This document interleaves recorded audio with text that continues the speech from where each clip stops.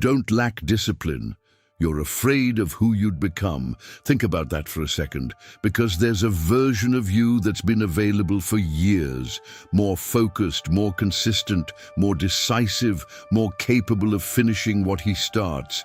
And you haven't built him yet, not because you can't, because some part of you isn't sure you want to meet him. That sounds strange. Why wouldn't you want to become the best version of yourself? Because becoming him means you can't use who you are now as an excuse anymore. As long as you're undisciplined, you have an explanation for why things haven't worked.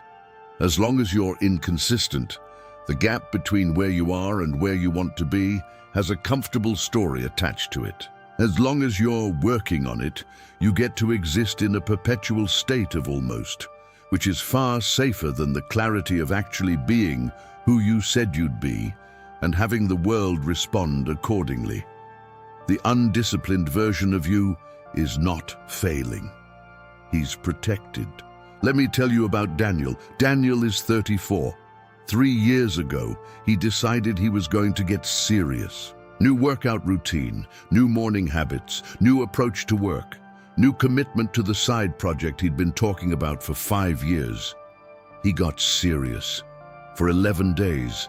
Then his schedule shifted, then he got sick for a week, then the side project hit a wall, and by the time he was ready to pick it up again, it had been 3 weeks and momentum was gone. Daniel started over in January, made it to February, started over in April, stopped in May. He's tried 6 times. He knows the framework. He can explain dopamine cycles, habit stacking, the importance of identity-based goals. He's read the books. He's listened to the podcasts. He knows exactly what consistent discipline produces over time. He also knows that he hasn't been consistent for more than 3 weeks in 3 years.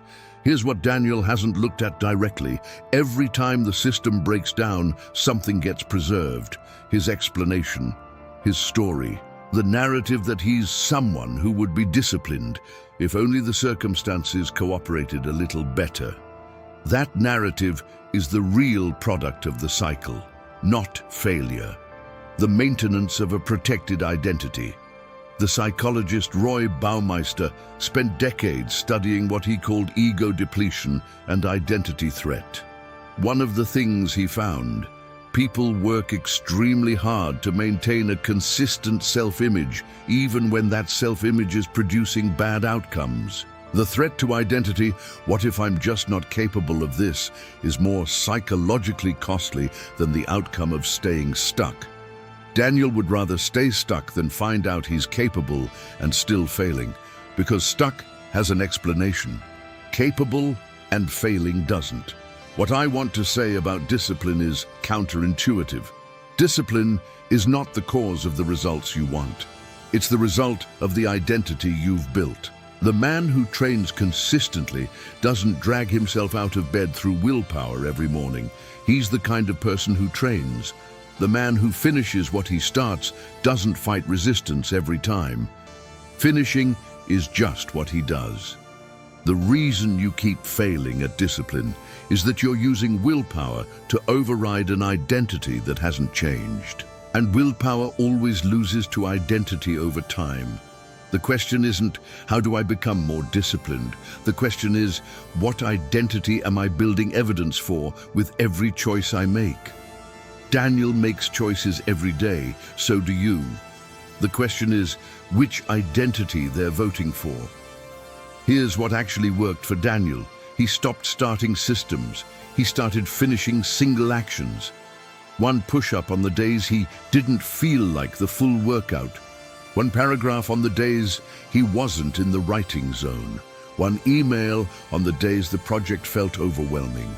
Not because small things create big results directly, because each completed action, no matter how small, is a vote for, I am someone who doesn't stop when it's uncomfortable.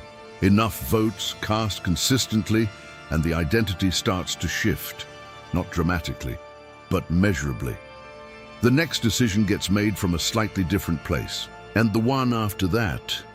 6 months later, Daniel had a practice, not a perfect one, not the heroic transformation he'd imagined. A real, imperfect, consistent practice that existed in reality instead of in his plans. The version of himself he was afraid to meet turned out to be available. He just had to stop protecting the old explanation first. You now know what the actual problem is. Not discipline, not motivation. The protected identity that the story of being undisciplined has been maintaining for years. The path out is not through willpower, it's through evidence. One small, completed action that votes for the identity you're trying to build. What's the one thing you'd finish this week if you stopped waiting for the conditions to be right? Drop it in the comments. One thing. The Untamed Mind protocol link is in the description. The audio tracks work exactly where we've been talking about, at the level where identity actually lives. Subscribe, because what you'll find here isn't inspiration, it's clarity. Daniel is still imperfect, but he's not protected anymore. That's the only thing that changed, and it was enough.